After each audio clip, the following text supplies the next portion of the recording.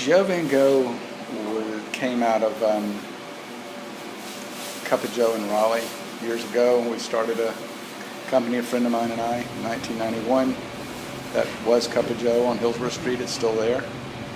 We couldn't really do business together, but I had the coffee bug, and so I sold my part of that business and opened a store in Greensboro. Greensboro led to Chapel Hill. Chapel Hill led to Hillsboro, and that's kind of the short way of getting there. JVG is a way to serve coffee at home. There's something exceptionally gratifying about making a cup of coffee for somebody. It's also gratifying to roast coffee for people. It was always fun to do it within a store where you could be around both the beverage and the coffee, but it became too much. The store couldn't really handle it. The people couldn't handle it. The noise couldn't handle it. It needed to be separated to do a good job of both things and to let people have the space to enjoy the coffee house as a coffee house.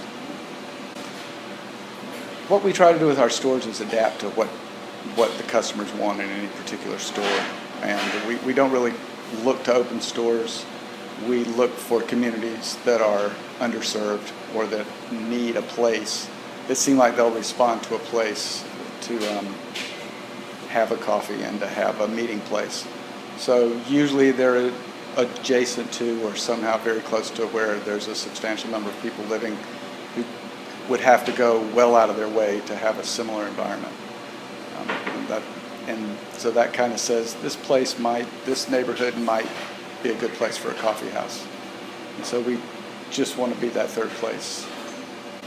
Going forward, and in the past and all along, JVG has been about service, really. Service moves in both directions. Service moves to the customers and what they want. Service moves to trying to make a good work environment for our team. And service moves to origin in trying to do a good job with the coffee they provide and find people that we can work with to provide that coffee. Yeah, we have several. We really just try to have a conscience. We try to be a decent part of any community. We've had really good results working with Sea Turtle Hospital in Topsail Beach. We've had good results working with Habitat for Humanity when we do our holiday blend. We had the good fortune to become a chosen purchaser of coffee from Selva Negra in Nicaragua. Selva Negra being a farm that was the first winner of the Specialty Coffee Association's Sustainability Award. It's a farm that pays attention to every aspect of how coffee is produced.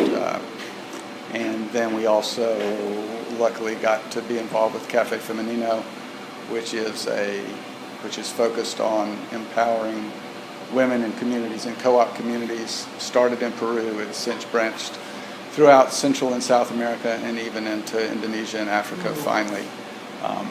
But it's to try to put all members of the coffee growing community on an equal footing and get them to have some sort of input into how the coffee is treated and how the results of that coffee, the money, is spent in the community.